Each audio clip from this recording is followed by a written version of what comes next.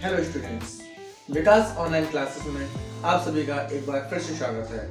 Friends, आज का हमारा जो टॉपिक है वो है रिलेटिव और एडजेक्टिव क्लॉज के बारे में। इसके पहले मैंने क्लॉज के 2 वीडियो बनाए थे जिसमें मैंने आपको क्लॉज का इंट्रोडक्शन और साथ में नाउन क्लॉज भी आपको एक्सप्लेन किया था।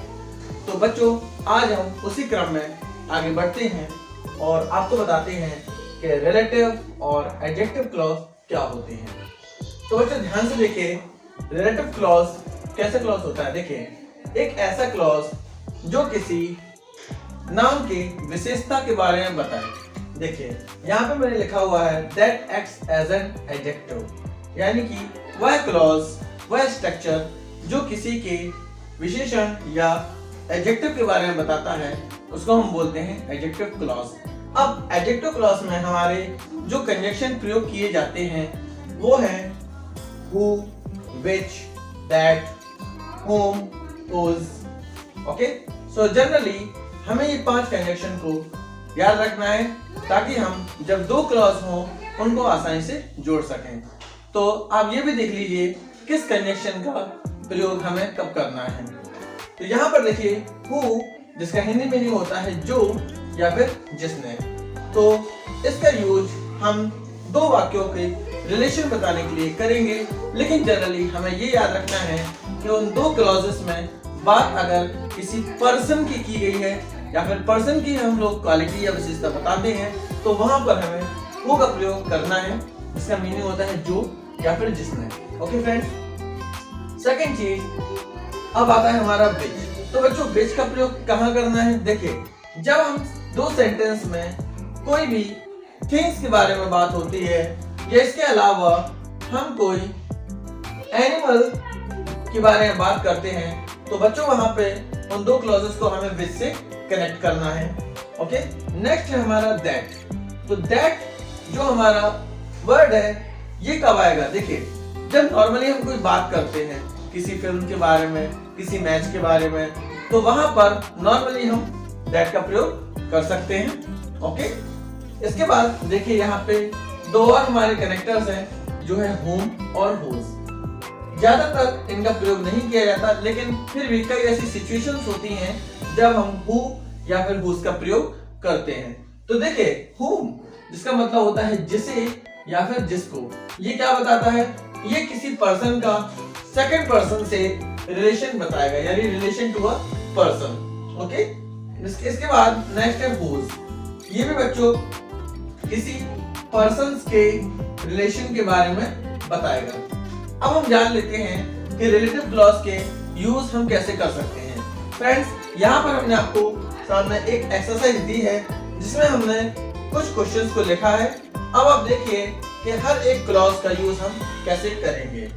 So look at the first question. अब यहाँ फर्स्ट क्वेश्चन पे हम ध्यान देते हैं। तो यहाँ लिखा हुआ है the boy is my cousin, the boy is wearing a red shirt. तो यहाँ पर देखिए फ्रेंड्स, हमारे पास 2 सेंटेंस है, यानी कि 2 क्लॉज है। एक पहला क्लॉज क्या कह रहा है, the boy is my cousin, यानी कि ये जो बॉय है मेरा कजिन है। ओके, सेकंड सेंटेंस देख लेते हैं। सेकंड सेंटेंस है the boy is wearing a red shirt, यानी कि जो बॉय है उसने रेड शर्ट पहनी हुई है। तो फ्रेंड्स, यहाँ पर देखिए हम किसके बारे में बात कर रहे हैं। फ्रेंड्स, यहाँ हम बॉय की विशेषता के बारे में बात कर रहे हैं। ठीक है, यहाँ पर देखिए, अब इसका जो हमारा आंसर होगा वो कुछ इस तरह होगा। सबसे पहले हम लिखेंगे the boy is my cousin, यानी कि जो बॉय है मेरा कजिन है। कौन से बॉय के बारे में बात कर रहे हैं, जो रेड शर्ट पहने हुए हैं। तो फ्रेंड्स, यहाँ पर जब हम देखते हैं कि द बॉय आया हुआ है तो उसको तो हमने पहले ही लिखा हुआ है, तो उसको जनरली हमें नहीं लिखना है। इसके बाद देखिए, इसके स्थान पर हम who कंजंक्शन का प्रयोग कर देंगे, जिसका मतलब हो जाएगा जो। ठीक है, फिर इसके बाद हमें लिखना है is wearing a red shirt.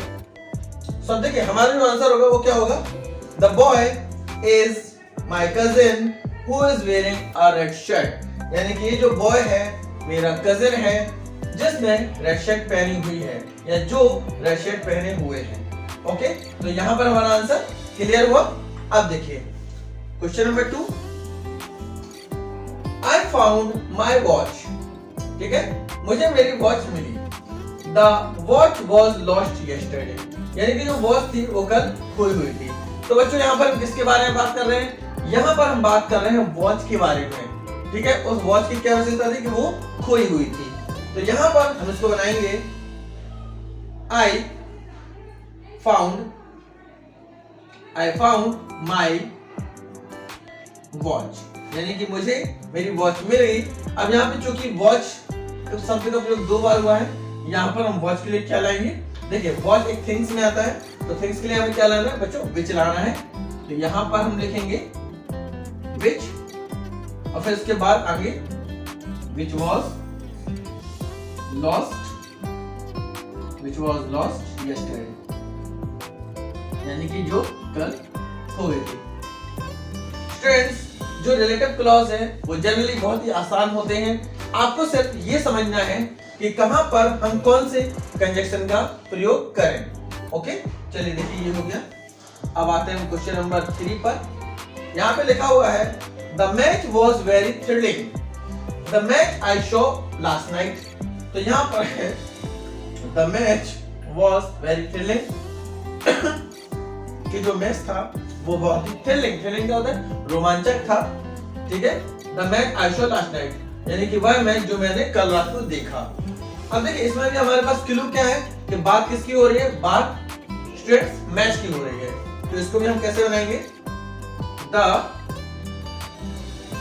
Match was very thrilling. देखिए मैच वॉज थ्रिलिंग था।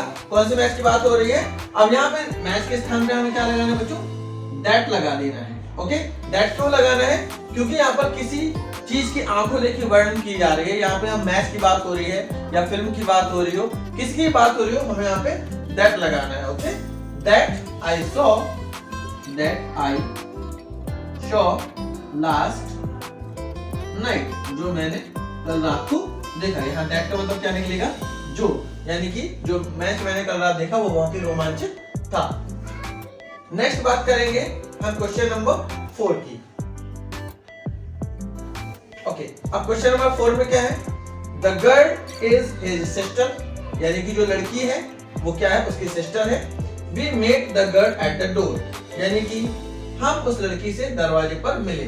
अब देखिए यहाँ पर बात किसकी की रही है? लड़की जो है वो उसकी सिस्टर है और जिस लड़की से हम दरवाजे पर मिले। देखिए कैसे बनाएंगे? हम लिखेंगे the girl is his sister, जो गर्ल है वो उसकी सिस्टर है। यानी यहाँ पर गर्ल के बारे में बात नहीं कर रहे हैं, यहाँ पर गर्ल की सिस्टर के बारे में बात कर रहे हैं। यानी यहाँ पे हम रिलेशन टू अ पर्सन की बात कर रहे हैं, ध्यान दीजिए। तो यहाँ पर हम लगाएंगे क्या? The girl is his sister। यहाँ पे हम लगा देंगे whom, माने कि जिसको, whom, तो क्या होगा? whom we met, जिसको हम मिले, ठीक है। अब यहाँ पे चूंकि द गर्ल आया हुआ है उसके बारे में पहले ही लिख चुके हैं, तो इसको नहीं लिखेंगे। whom we met at the door, यानी जिसको हम कब मिले? जिसको हम दरवाजे पर मिले। ओके, आई होप स्टूडेंट्स आपको ये वीडियो का कॉन्सेप्ट समझ में आ रहा होगा। ओके, अब देखिए यहां पर अब इसको थोड़ा सा रब कर देते हैं।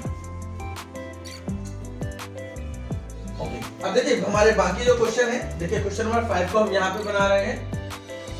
ओके, क्वेश्चन नंबर 5 है the boy is a student of our school. फिर सेकंड क्लॉज है the boys brother was injured in an accident. तो यहाँ पर हम बात किसकी कर रहे हैं? कि जो बॉय है वो हमारे स्कूल का लड़का है। अब देखिए यहाँ पर उस लड़के के बारे में बात नहीं हो रही है, उस लड़के के भाई के बारे में बात हो रही है। तो उस लड़के के भाई के बारे में बात हो रही है, तो फिर से हम यहाँ पे whose का प्रयोग करेंगे। कैसे करेंगे? देखिए the boy is a student, the boy is a student of our school,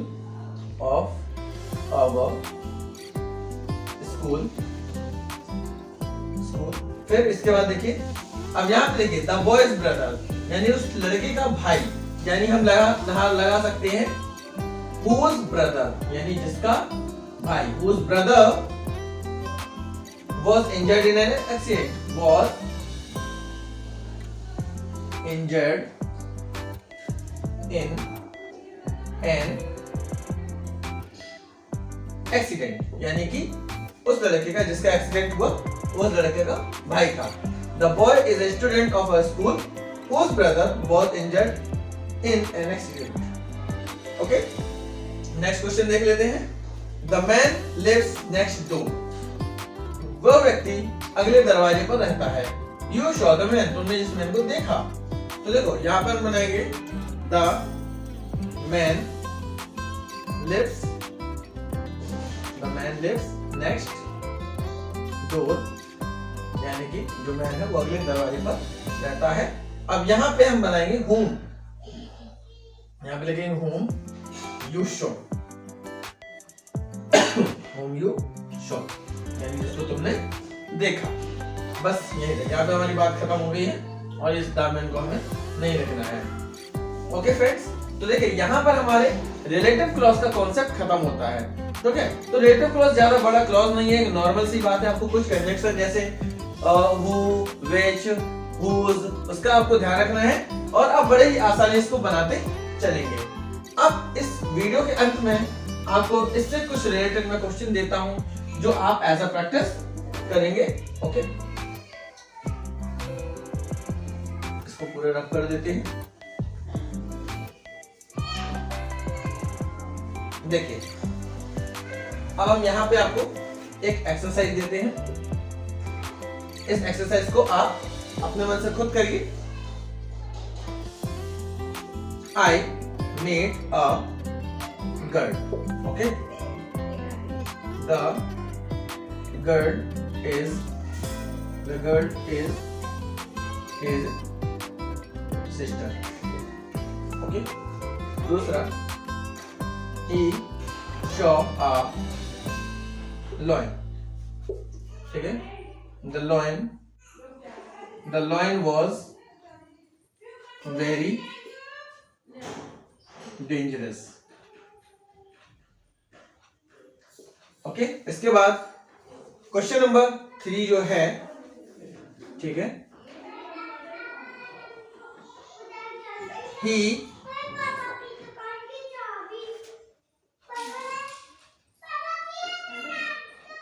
buys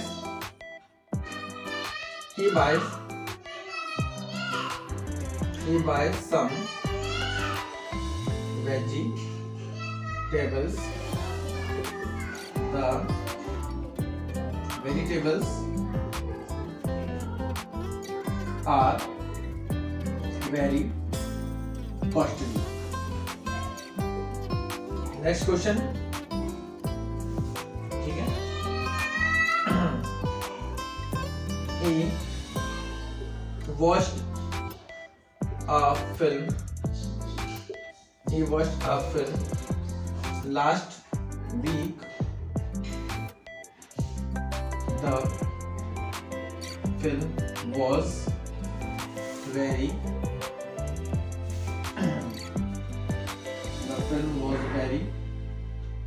boring. Next, my father sent me a camera.